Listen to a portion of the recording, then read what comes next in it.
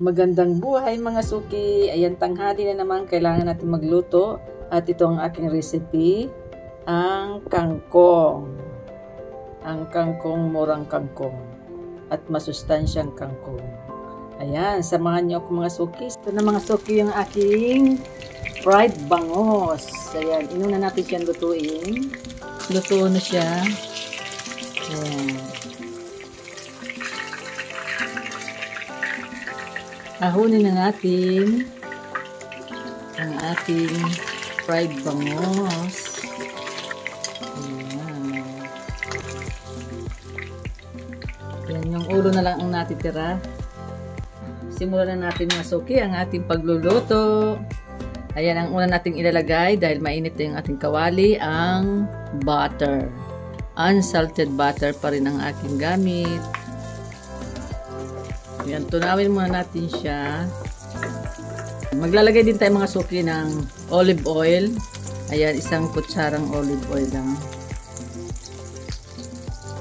Ayan, pwede na natin ilagay yung ating sibuyas. Unahin natin siya.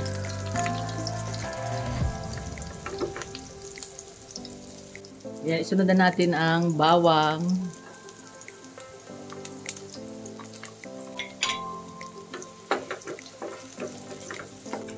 Maglalagay din tayo ng kamatis.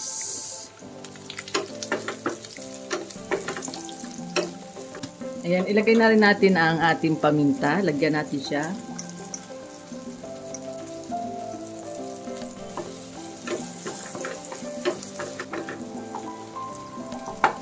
Ayan, ang isusunod naman natin mga suki, ilagay na natin yung ating topo or tokwa. Ayan, pinirito ko na siya. Ayan, lagyan na natin.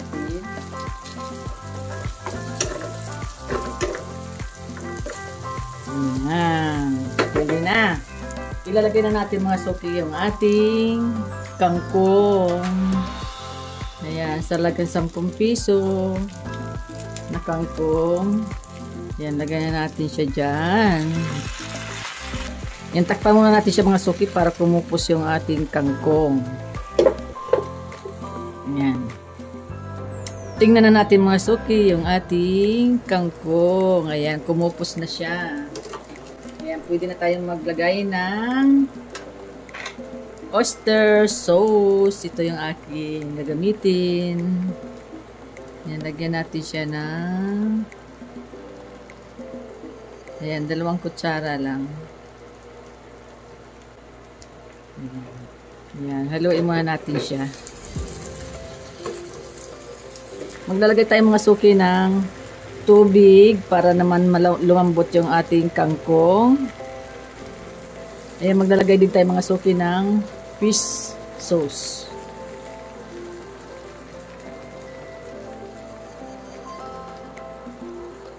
Ayan.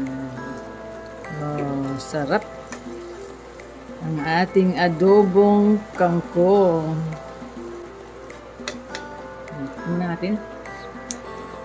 Ayan, perfect na. Then, maglalagay din tayo ng calamansi extract. Ayan, lagyan natin siya ng calamansi.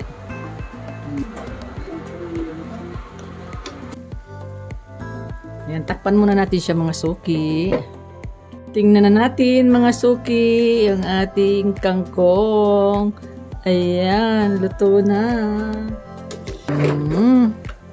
Oh, ayos. Perfect na mga suki. Ayan, luto na siya. Pwede na natin siyang ahunin. Ayan, sarap po. Oh, perfect. Ito na ang ating adobong kangkong. Sarap.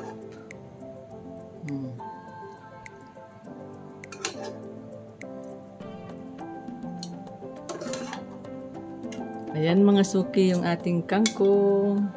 Ayan, ilalagay natin sa ibabaw yung ating piniritong bangos. Ayan. Ito na mga suki ang aking vlog for today. Ang aming ulam, ang adobong kangkong with fried bangos. Maraming salamat po sa lahat ng mga nanood. God bless po. Bye-bye. Ingat po kayo. Kainan na po tayo. Ayan.